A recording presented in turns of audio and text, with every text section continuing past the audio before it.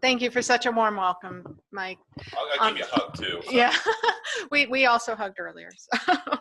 But I'm so happy to be here this morning with you. It's so exciting to be able to share and debunk some myths around adult learning. I mean, we're all adults, right? So we should know how adults learn, okay? But maybe there's a few things we could learn. If we don't have anything from today's session that you'll learn, then we can end early. So, but I have a funny feeling here. So let's start this off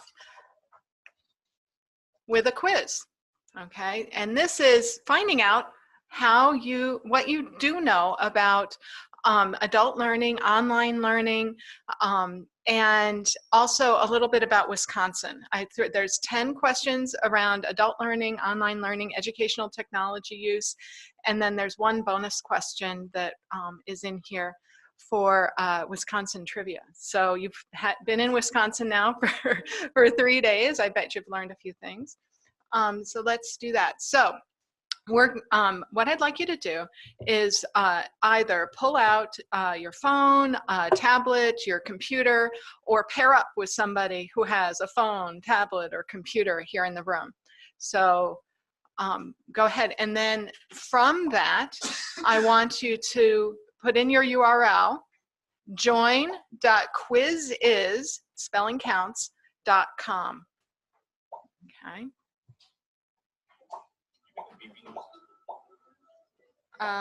Yeah, that's weird.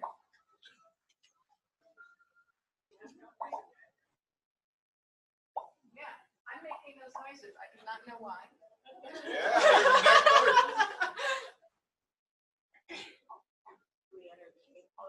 Yes, so, oh, sorry. This is going to be hard for me, this whole sticking to the podium. Yes, once you get into join.quiziz.com, I want you to enter this game code 433680. Whoops. Yep. No, I'm going to come out. No, wait, this is Wisconsin trivia. The Wisconsin out? No, I bet they don't even know it all. So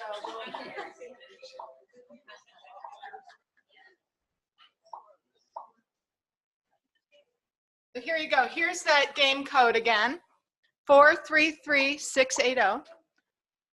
Okay, so have you paired up? I think it's everyone joining. That's what the popping noise is. So we're going to pop some more. I'm going to actually try. Oh, I can turn it down on there. Oh, was that? Right. It's everyone popping in. Oh, here, I turned it down.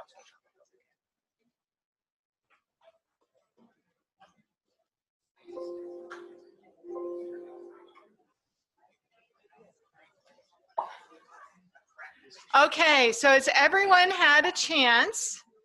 Join.quiziz.com. Enter this game code right here.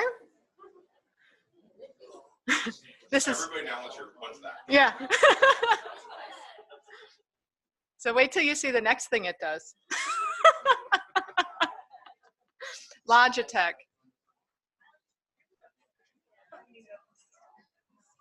Okay, or pair up. If you haven't done it, pair up. So what I'd like you to do is, for those of you who have joined or have paired up, put your hand on your head. Hand on your head. Okay, it looks like we've got the whole room. Yay! Okay, are you ready? Yep. So it's a timed quiz. You have 30 seconds for each question. Read them carefully. I'm just going to give you a warning. A lot of the questions are, which one of these is not something? Or which one of these accept something? So you need to read carefully in them. Okay, so then here's the next cool thing about this Logitech. So we come in here and then it should.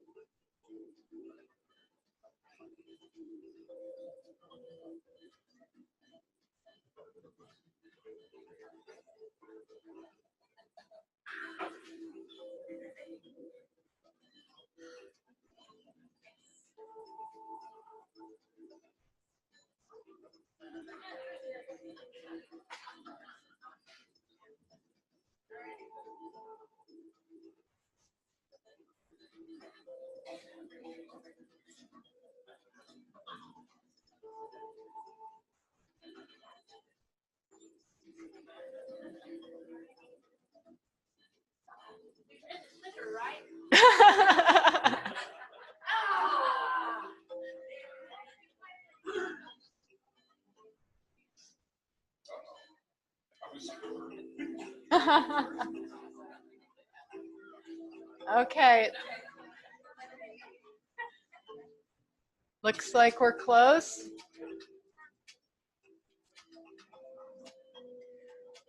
I don't know. It looks like we might be here a while.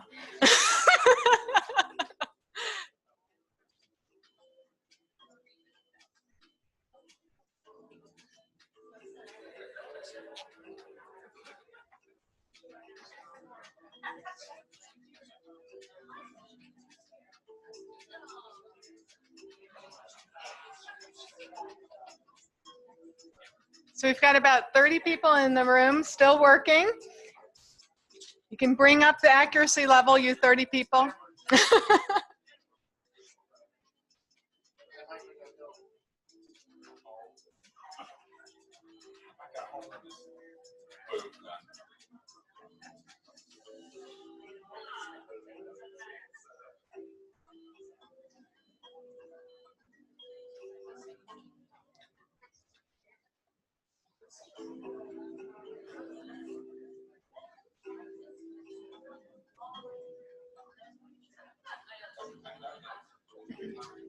No, and we still have about 15 people to go.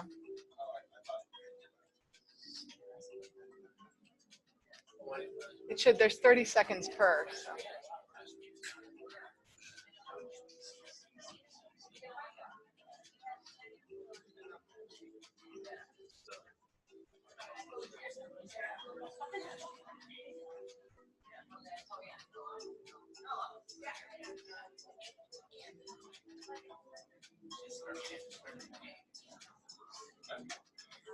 Ten more.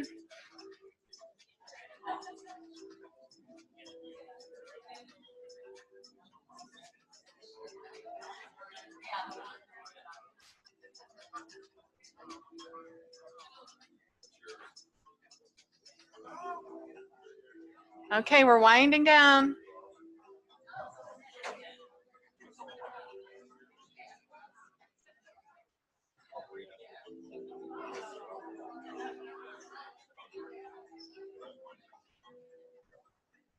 Okay, we did it. Give yourselves a round of applause for getting through our quizzes. Okay, so remember I told you right before I said, if everyone knows everything, then, end of session. I think we have some things to talk about, looking at our overall score for the room. So I'm going to pause the music just for a second.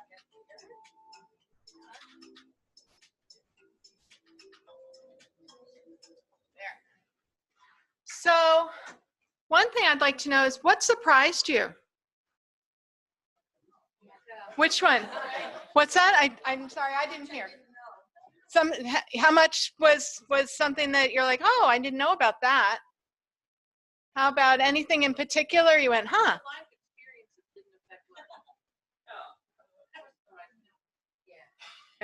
Yeah. So why don't we take a look at the questions and answers in here?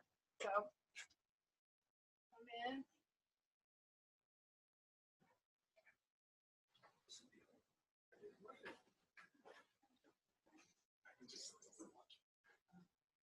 Okay.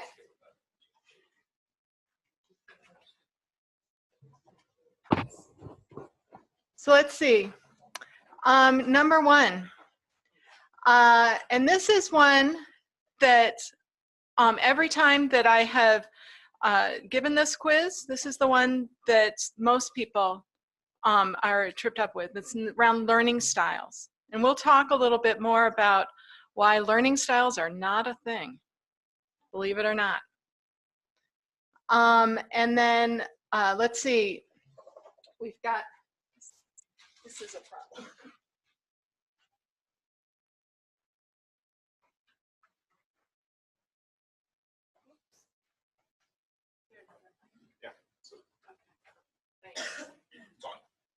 Okay, so I'm going to talk from this mic for a moment so I can sit down with the computer to show you how we all did.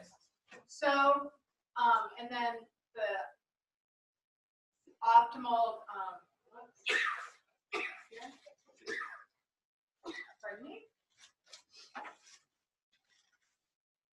So why don't we do this? Let's take a look at learning styles. With learning styles,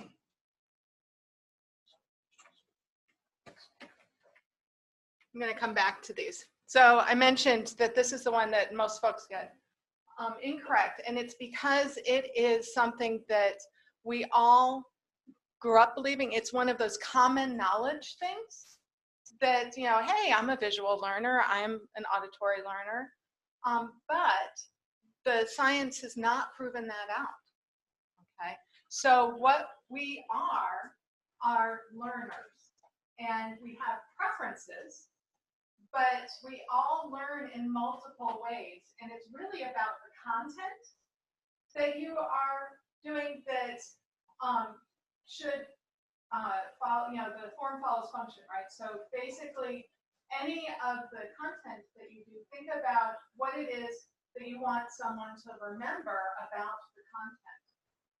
And that's the kind of style for the learning it should be. So, for example, if you want somebody to learn about all of the different types of flowers within a specific genome, you're going to show visual, right? Or if you want to have them learn all of the bird song, right? You would want auditory, right? So you wouldn't just show pictures of birds, or necessarily just have the feel of flowers, right? The tactile, like that. So the good news is that we all learn in multiple ways. Okay? And that was one of our other questions, was we all learn, and we all fundamentally learn the same way, and that's from multiple viewpoints. And again, with learning styles, they've done countless tests specifically around also meta, tests of all of the different ones. But you don't have to just believe me with this. I've got Professor Marshik from UW-La Crosse did a TED Talk, and I'm going to give you just some snippets from her 18-minute TED Talk. I have a resource for all of it. Put the audio back on.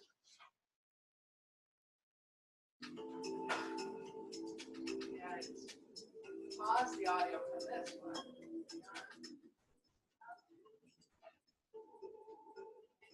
We'll come back.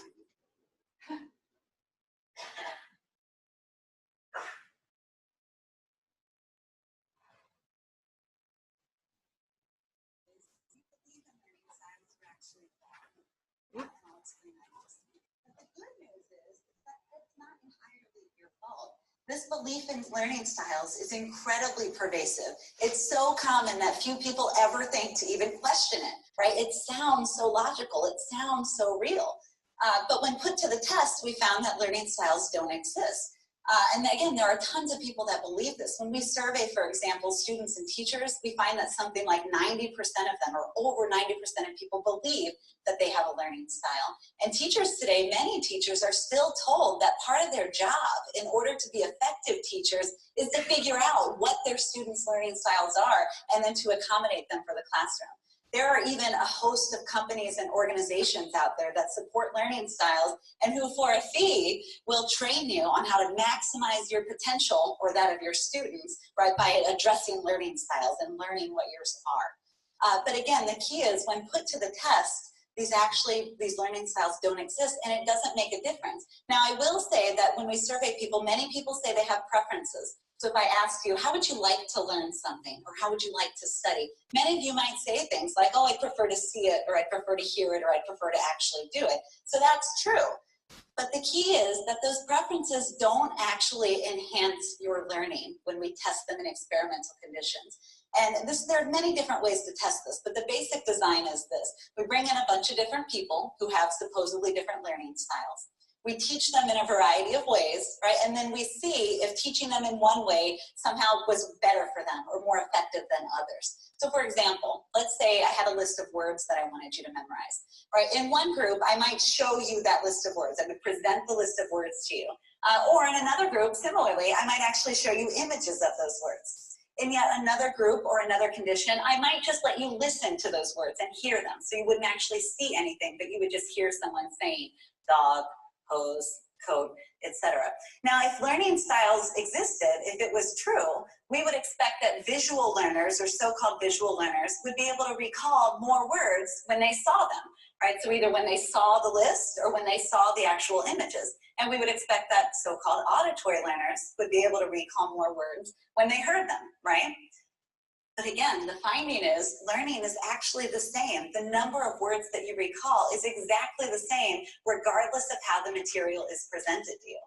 Now, I know that's just one example of one particular study, but I'm asking you to trust me that this has been replicated in many different contexts, with many different people of all different ages, and tested in slightly different ways with exactly the same results. In fact, there have been several meta-analysis papers where they've looked at all the research on this topic for 40 years, and all of them have concluded the same thing, that there's still no evidence that matching teaching styles to supposed learning styles or students' preferences actually makes a difference. But I would encourage you to look up some of this research on your own, in particular these review. So that's the first snippet.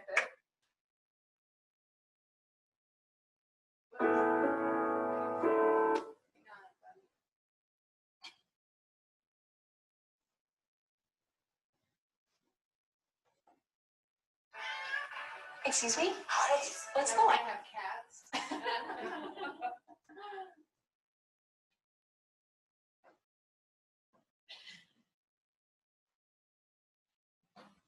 Meaningful. So then you might be wondering, why does this myth persist? Right? And there's a few different explanations. And the first one is quite simply that everybody believes it. Right? It's so common that you never even think to question it. Right? How could so many people be wrong? Right? If so many people believe it, how is that possible that it's wrong? But as you know, just because something is commonly believed doesn't necessarily make it true. Remember, just as an example, at one point, we used to think that the Earth was the center of the universe, right? Until scientists like Copernicus and Galileo proved us otherwise, right? Likewise, there was a time in which some people actually believed or were worried that polio might be caused by ice cream, right? Which we now know is nonsense, right? And unfortunately, even today, one unfortunate myth that still persists is this idea that vaccines cause autism, despite the lack of any scientific evidence. Right? Just because a lot of people believe it doesn't make it true.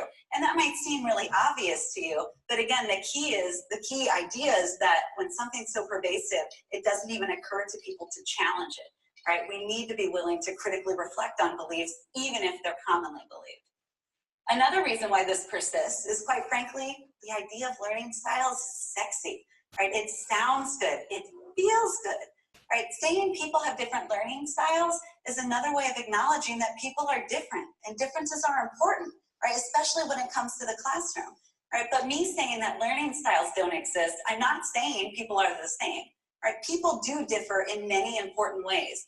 Learning styles just isn't one of them. And just because some ideas sound really good, just because we really want something to be true, right, doesn't make it so. We have to remember that, even when we're talking about something as appealing as Santa Claus, unicorns, Bigfoot, or learning styles. And last but not least, another reason. Okay. To want to be right. Right? People don't like to be right. Or don't like to be wrong, I should say. So when people have this belief, right, or any belief, we tend to look for information that fits our beliefs, and we ignore information that doesn't fit our beliefs, right? We don't really very frequently try to prove ourselves wrong, right? More often than not, we try to prove ourselves right. We look for evidence to support whatever it is that we think. And sometimes this is deliberate, right? Sometimes this bias is very deliberate. So you all know that person who deliberately closes their eyes or plugs their ears and says, la, la, la, I'm not listening, I don't want to hear that, and turns their back, right? But more often than not, this is unintentional.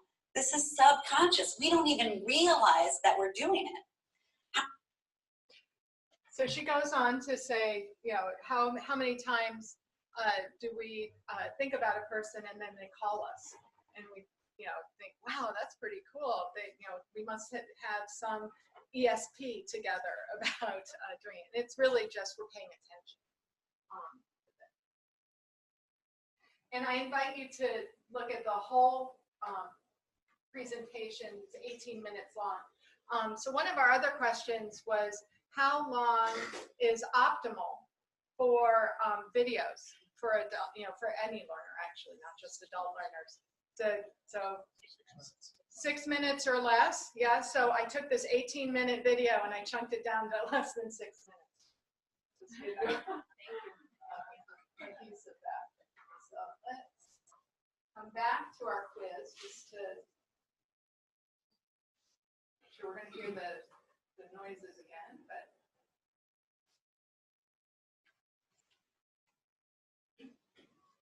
and look to see perhaps what else were. A lot of y'all did really well. So here, question 5. Which is not a neuroscience-based learning technique? And so the answer was playing classical music. Okay, all the rest of these are neuroscience techniques, or based on neuroscience learning techniques.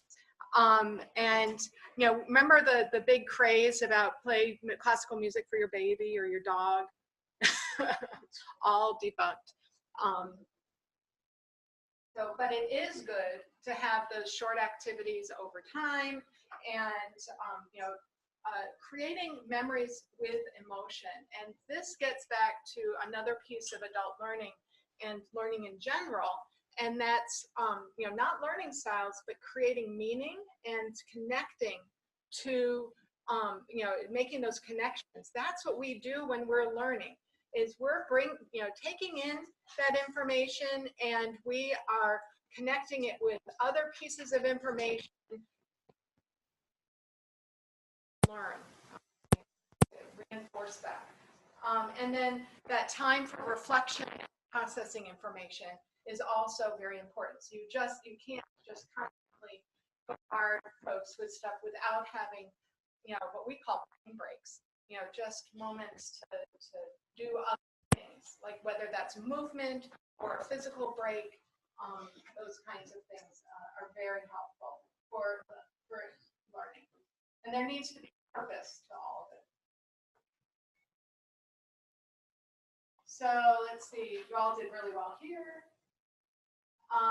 Let's see, which is not a learning myth. So let's see, actually the one that is correct in here is your life experiences shape how you learn. That was the correct one. The rest of them are not true. So all of those brain training apps, scientifically they don't work.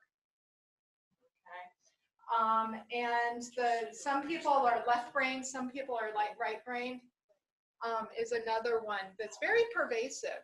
Oh, I just think logically, so I am right brained, and I think creatively, I am left brained. And it's like, no, we all have logic and creativity, and it's about thinking differently. So we have logical thinking that a lot of us do day to day. And then what we may need to work at, or some of us may need to work at, is actually divergent thinking. And that's the thinking outward, questioning everything, and not just, step 1 to step 2 to step 3 of the logical thinking brain. Let's see, and then back to learning styles. I asked that question quite a few times in here around learning styles, because that is such a pervasive myth, and I knew I was going to spend some time with you on that. And let's see, here's another one. Which of these statements is not true? So this is based on the Pew Internet Research, .org. If you go online, and I have resources for all of this that Mike is going to be sharing with y'all through the Facebook group and other ways that are links to the full TED Talk and articles that reinforce all of these questions. So Pew Internet is one of them. So they did every year, couple of years, they do a social media use survey, and they do it across age groups, across ethnicities, race, and income level, poverty, rural, urban, all of that. They are looking at that. So they did one in March, or they published one in March of 2018. So this is the very latest information. And the incorrect question on this is B. The majority of adults 65 and older use Facebook. The most used social media platform is YouTube, and 68% of everyone uses YouTube, and the majority of people 50 and up. It's across age groups, YouTube, but Facebook is the second most, and it's used very widely by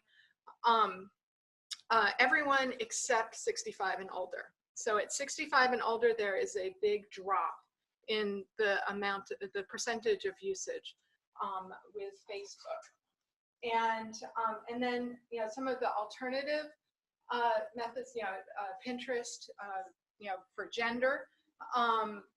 Pinterest is more popular with women than with men by a pretty wide margin.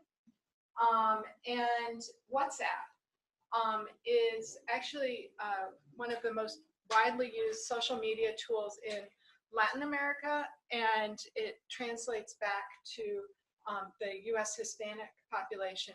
WhatsApp is a very important app for communications in that group, and uses it very widely. So if you're looking at that expanding access to perhaps Hispanic populations, WhatsApp might be an app to think about using going forward. And and then the Wisconsin one. Okay, so this was the ringer.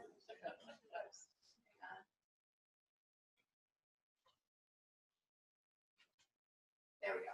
So, all right, so I'm guessing the 9 who are correct on this came from Minnesota. Is that true? I wonder. We'll have to go back and take a look. The reason why, so Barbie is fictionally from Wisconsin.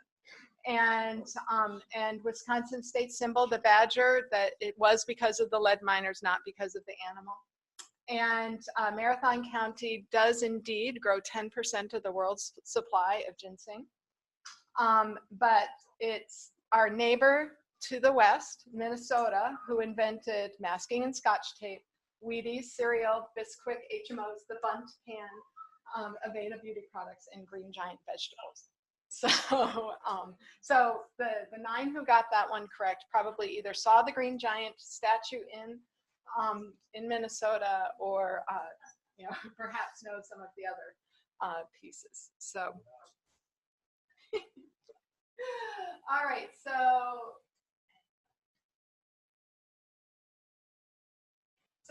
part of why I did the quiz. Okay. That in turn deliberately closes their eyes or plugs their ears and says, la la la, I'm not listening. I don't want. She really wants to talk to you. Okay, so I'm going to come back to learning styles here. So I just want to, so if not learning styles, then what, right? So it's important, as I mentioned earlier, to, create meaning and to create those connections. But it's also important to know your audience, right? So novices or beginners learn better from examples. Okay, and so you want to give plenty of examples when your audience are beginners. And experienced people do better with learning, with solving problems. Okay, and then what might be a great opportunity too is to, if you know your audience really well, pair up your experienced users with your novice users to help them learn from each other. So. And then let's see. And then creating a variety of activities. So some passive, some active is really important as well to do. So how do adults in general learn? And some of these are not just about adults, but about everyone. So one of the things you want to do with adults is to acknowledge their prior knowledge. And that's why I did the quiz, right? I didn't want to spend all of my time up here telling you things you already knew, right? So by doing that quiz, I was able to figure out who in the, what are in the room, folks, whether you know Wisconsin trivia or not, right? That's the important thing. And I was prepared to talk to you about every single one of those questions because I don't know for a fact what you all are, what everyone here is. I'm meeting you for the first time today. So this was a way for me to have you actively engaged, either partnered or by yourself, and figure out, what I should be talking to you about. So it's that acknowledging your prior knowledge and learning and experiences as you're coming in. Let's see, another thing that's important to do is we lead busy lives as adults. So it's especially important for adults to be able to get in at the point of learning that they need, right? So acknowledging that prior learning, whether it's, testing them out or having them self-select, to be able to come. Not everyone needs to start at point A to get to point Z. Maybe they need to come in at M instead because of that prior knowledge. And then give them bite-sized pieces of, chunked learning so that you know, you're not spending hours and hours trying to work through M through Z, that maybe it's a 10-minute or a 15-minute experience on level M. And so they get in, get out, get on their way, right? Same thing with the videos, right? So having those short videos. Now, there's 2 studies out there that are widely cited around the length of videos. And one says 6 minutes or less, and the other actually says 15 minutes or less. So those of you who said 13 minutes in the quiz, we'll give you a pass on that, okay? Because there is a study out there that says 15 minutes or less. But how many people do you know really hang out for 15 minutes to watch a video in its entirety? It sometimes takes me, when I'm in my new job, I have to admit, this sometimes feels like watching paint dry, but we record all of our virtual meetings. We're a completely virtual company. And so all of our, so if you missed a meeting, you get to watch the recording of it. And it takes me days to get through a 1-hour meeting because I'm trying to do it in small chunks, because otherwise I'm going to grow cobwebs and you know, my eyelids are going to grow heavy. And I'm busy, right? And I don't have a full hour. I didn't have an hour to be at the meeting to begin with. To find another hour to watch the video of it, kind of impossible. So it's important to, you know, chunk, make it short and available. And one way that you can help your learner is to create playlists of your videos. So if you have a topic that lasts longer than 6 minutes, and really under 6 minutes, like less than 6 minutes if you can do it, couple minutes if you can really do it, okay, is optimal. But chunk them together, you know, string them together with a playlist. And then, you know, whilst folks are in the line at the grocery store, they can watch a video about, you know, new planting techniques, or, you know, or about, you know, the botany of, you know, behind the plant life. So, so we want to do that. And then you also want to give adults the ability to demonstrate mastery. Okay. And again, this is generally good for everyone, but especially good for adults. And so the model that Wisconsin adopted with the flipped model and the hands-on, you know, at working together to show what they've learned from the flipped videos ahead of time, and to learn together, that demonstrates all of those things. So the short videos ahead of time, the ability to demonstrate mastery and show what you've learned is important. So any questions about kind of this, how do adults or we learn as adults? Any? Yeah. You had mentioned earlier to use a variety of activities as the active, right? It would have active activity if it wasn't passive activity. I know what you're doing right now. Which is me standing up here going, blah, blah, blah, blah, blah, blah, blah, blah, and you all having it locked over. That's a passive activity. So any other questions? Yeah. Thinking about passive learning here. The idea of needing to chunk videos or less. Obviously, that comes from the fact that we're in a media saturated society and people watching videos and everything now. But is there any, you're aware of any research that predates our very fast-paced current environment that would also support really small chunks of learning, or did people really have longer attention spans before we should put that? Right, so it's not about attention span. It's, Molly, can you just repeat it for those in the back? what can I Repeat it for the back. Oh, I'm so sorry. So the question was, so okay, nowadays I get it. We're in this media saturated world. Everyone's watching YouTube videos, and our attention spans, you know, probably can't last past the 6 minutes. So that's why we need to chunk it. But it's actually is, you know, it's part of the way adults learn. that's, remember the get in, get it, get out fast, right? That well predates any use of video specifically as a learning tool. And so 20 years ago when I started in instructional design and was studying, and the study of adult learning is andragogy, and the study of learning in general is pedagogy. And so I took a few courses on andragogy, and that even back then, 20, 30 years ago, we were chunk things into small. Now, whether it was video or written or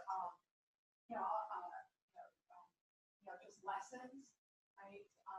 Or activities, you want them to be chunked in quick.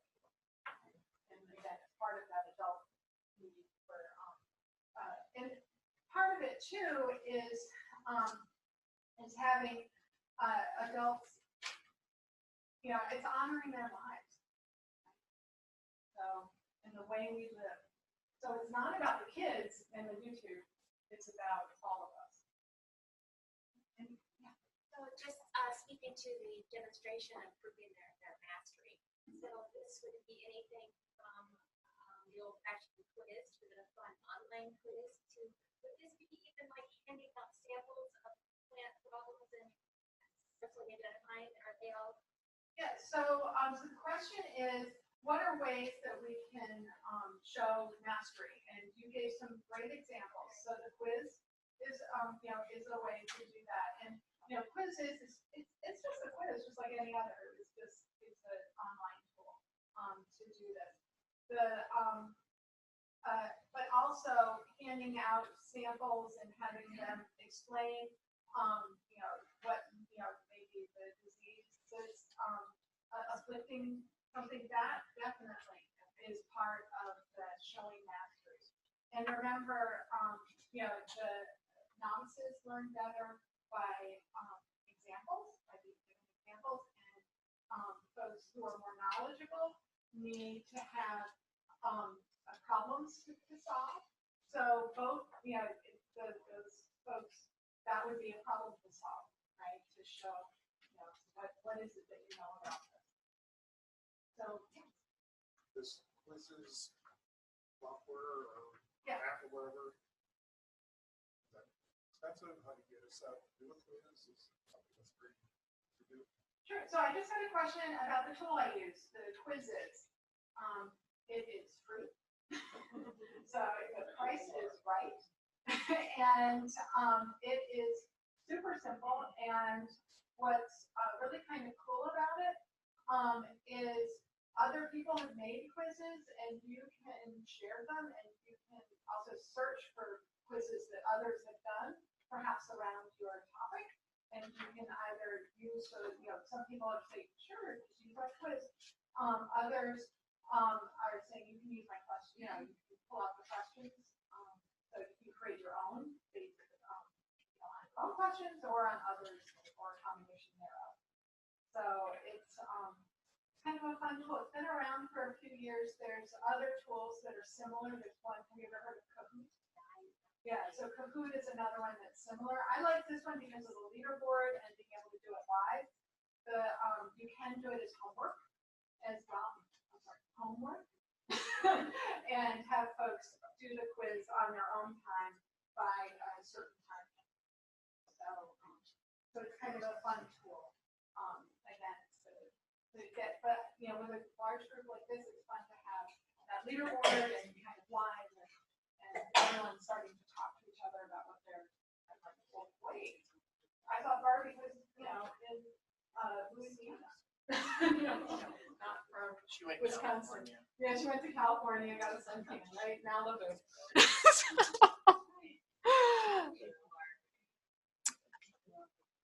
So another way to think about the way adults learn is they want to find the relevant information, be able to organize it, and remember that's the connecting it to other learning pieces and creating meaning and integrating it with what they already know.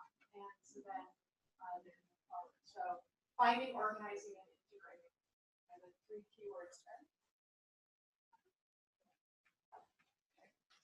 And here's that Pew study, and just to kind of point out, this one is particularly around age groups.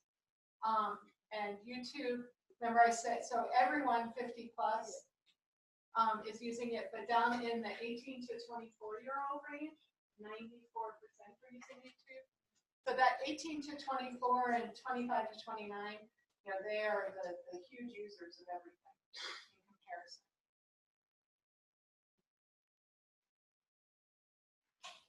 So, any other questions that I can help?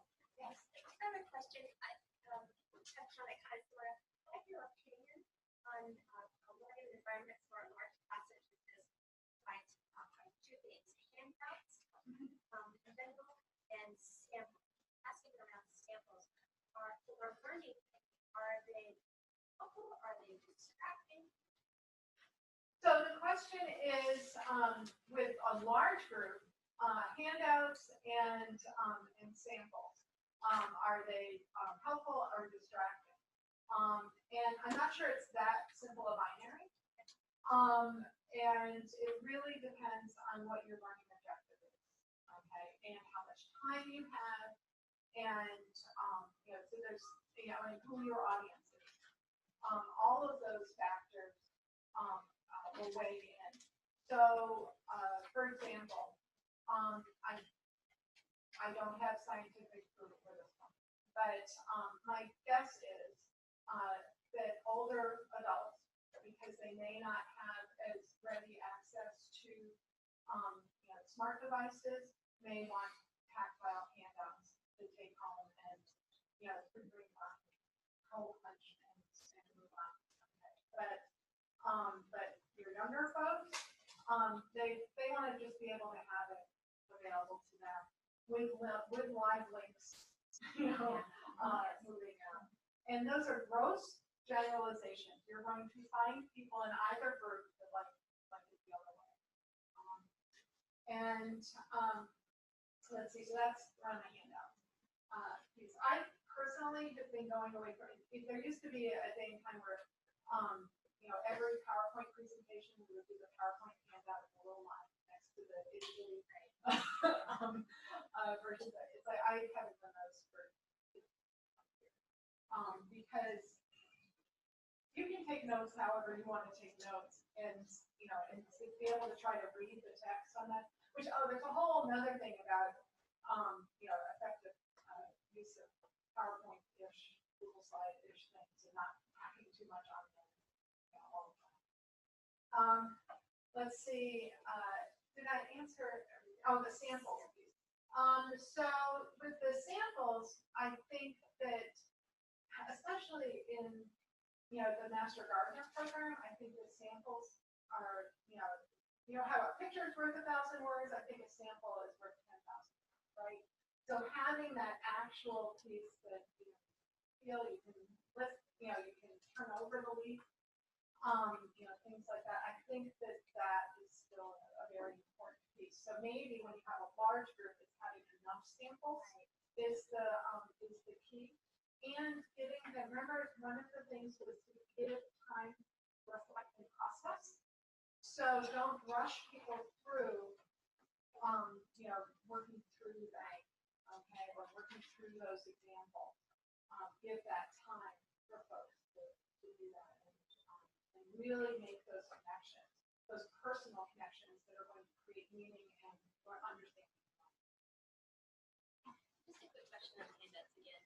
What is the data supporting them taking their own notes versus just having it? Can you learn better if you're writing things down? Yeah. So the data is, and I don't have this in my resource thing, but the question is it better for folks to write things down versus handing it over? Right? And the research is it is better to write it down. That it slows the brain down, and you're allowed, you know, you kind of create by picking out what it is you're going to write down. You're starting to sift and make that meaning and that understanding. So because you're not writing verbatim what I'm saying right now, no one is. you are connecting it with your own information, and you have those things that are memorable. And I'll repeat, and this is, you may have noticed, I'll repeat things that I think are particularly of note that I would like you to walk away with. Yes? So my question is about time, and many of us still work in kind of traditional volunteer training scenarios where we've got 3 hours, 3 hours, 3 hours once a week. And we try to get away from that as much as possible. But the truth is we still provide content in big chunks of time often. So considering that fact, what would you suggest for the best way to make use of large chunks of time? Can we really effectively use 3 hours if we break it up into pieces and activities, or at some level, once we get past an hour and a half, are we just talking to the wall? Okay, so the question is, a lot of us are still in traditional 3-hour chunks every week that's, 3-hour time blocks every week, conveying content during those 3 hours and, and making sure. I sure hope so. Is my answer. In my new role with the extension, one of our flagship products is called the Innovation Kit Workshop, and we're teaching a process for innovation, and it's an 8-hour packed day. So I certainly hope folks can go longer than 3 hours or up to 3 hours with learning, but it really is about breaking it up with activities and breaks, and and even have like we do things called brain breaks. Do you guys like to do a brain break? Yes. Okay. So this is a little impromptu, but all right, There's 4 of us in here who just watch because we did them with you. yeah. I'm trying to think which one would be the best one. I think this one's easy.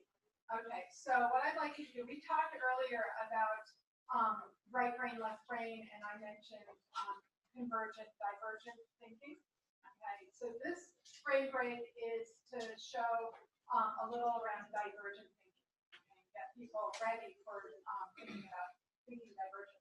So everyone stand up.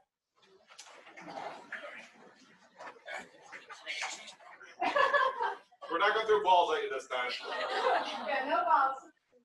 Okay, so we're going to walk around the room, and what I want you to do, we're going to do this 3 times, okay? And quickly. Looking at the time.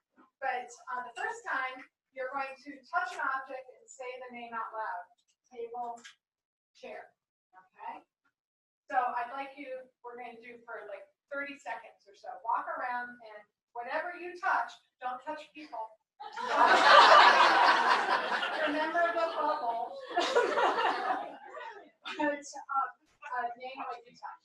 Okay, go.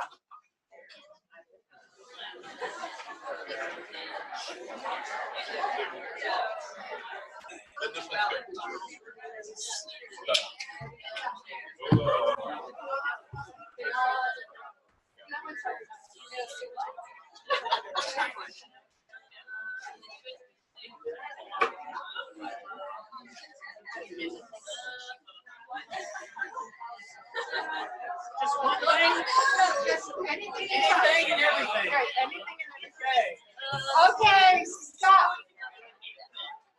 Okay, we're going to do the same thing one more time, except, same thing one more time, except you're going to name the thing that you touched, the last thing you touched. Example. You can touch it. Right, You can see me. no, okay. Mic, chair, table, podium, water bottle. What? Oh, we have to go backwards? No, you have You're on to. lag. Yeah, so basically the first thing you don't say, and then the next thing you name what you just touched. Okay? Everyone got that? Yes. Go. Just watch others.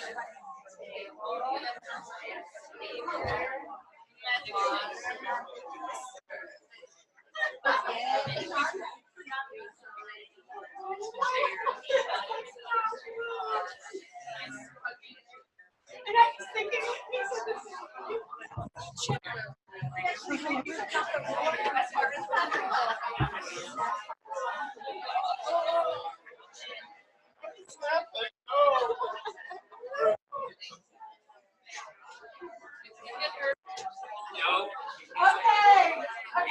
there's round three.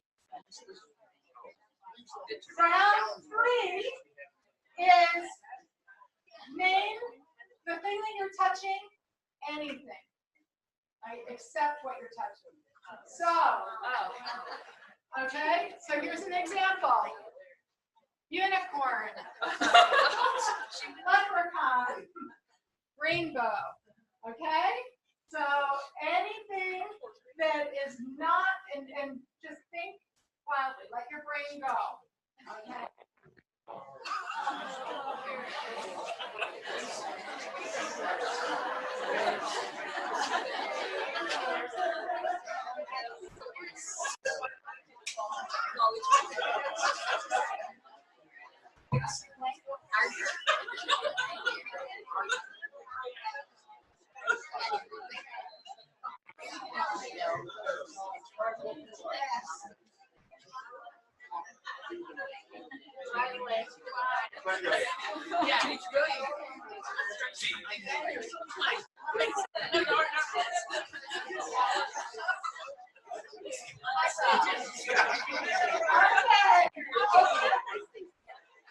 You guys did such a great job. I just want to do a quick debrief with this.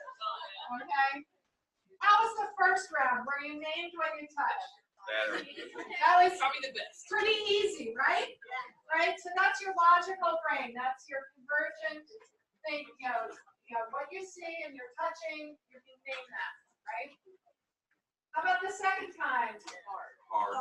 Harder. So that was where you named the thing that you just touched to the next item.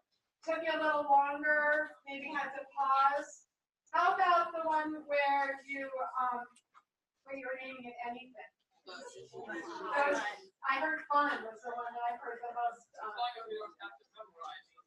Right, so I just want to memorize. But this is part of that moving from the logical, convergent thinking to divergent thinking. Right, so it's a continuum. It's a little harder, but it can be a lot of fun.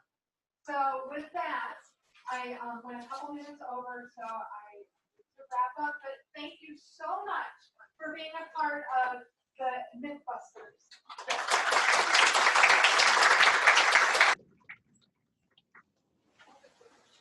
I was going to say, Molly, we're not